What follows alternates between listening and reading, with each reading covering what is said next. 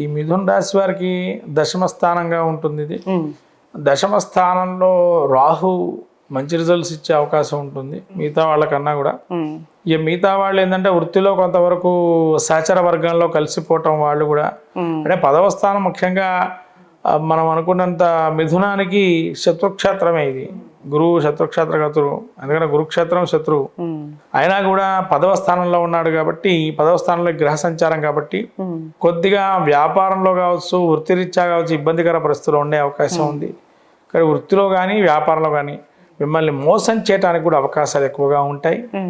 అంటే చేసిన పని తాను చేసుకున్నా కూడా ఇంకోరు కొట్టేయటం ఆ పనిని, లేదా వ్యాపారంలో కూడా మనకు లాభాలు చూపించి ఇది మా వరకే లాభాలు మేము పొందాము అని చెప్పి మిమ్మల్ని మోసం చేయటం అనేది వాళ్ళు చూపించే అవకాశం ఉంటుంది. ఇదంతా కూడా కొంత మోసపూరితమైన వాతావరణానికి ఏర్పాటుగా ఉంటుంది. మిథున రాశి వారికి జాగ్రత్తగా బేరీజ్ వేసుకోవాలి. ఇది ఈ మోసపూరిత వాతావరణాన్ని మీరు నమ్మకండి. ఎందుకంటే ఈ మిథున రాశి వారికి ఏంటంటే ముఖ్యంగా బుధుడు నీచలో ఉన్నాడు, రాశ్యాధిపతి.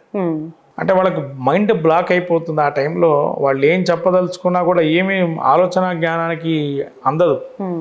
సరైన తలుపేస్తారు దేనికైనా కానీ. అంటే వాళ్ళు అది మోసం జరుగుతుందో కూడా నమ్మలేరు, ఆ మాయ జరుగుతుందో నమ్మలేరు. కాబట్టి ఒకసారికి ఆచితూచి వివరించడం, 1-2 రోజులు ఆలోచన చేయండి. కాబట్టి అందుకు ఇది మంచి రిజల్ట్ అయితే కాదు, బ్యాడ్ రిజల్ట్ మొత్తం పూర్తిగా చెప్పాలంటే కూడా. కాబట్టి ఎవరినైనా మీరు అంచనా వేసినప్పుడు జాగ్రత్తగా అంచనా వేసుకోండి. 1-2 సార్లు వాళ్ళని క్షుణ్ణంగా పరిశీలన చేసుకోండి. తద్వారా మీరు డబ్బు సాయం చేయాలనుకున్న వాళ్ళు ఎవరైనా ఉండొచ్చు, మీ వ్యాపారంలో ఉండొచ్చు, మీ వ్యాపారంలో కాకపోయినా మళ్ళీ మీ వృత్తిలో ఉండేవాళ్ళు కావచ్చు. పరిశీలన చేసుకుంటూ ఉండండి ఎప్పటికప్పుడు వాళ్ళు ఎలా ఉంటున్నారు మీ ద్వారా. 3వ కన్నుగా మీరు ఏదో విధంగా చూస్తుండండి.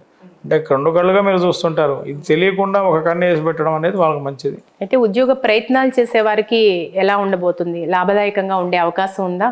అంటే వీళ్ళకి ఒక్క 20 రోజులకి ఇబ్బంది కలిగే అవకాశం తీవ్రంగా ఉంది. తర్వాత మెల్లిగా హెచ్చుతగ్గులు ఉన్నాయి. కాబట్టి ఉద్యోగ పరంగా చూస్తే శని అంతగా రిజల్ట్ ఇవ్వడు.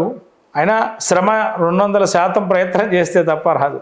ఎక్కువ కష్టపడితే బాగా కష్టపడితే తప్ప ఉద్యోగాల్లో గురుబలం కూడా తక్కువగా ఉంది. గురుబలం కూడా లేకపోవడం ఒక మైనస్ పాయింట్. గురుబలం కూడా పెద్దగా లేదు. అయితే వీళ్ళకి ఇంకోటి జన్మంలోకి వచ్చేస్తున్నాడు గురువు కూడా.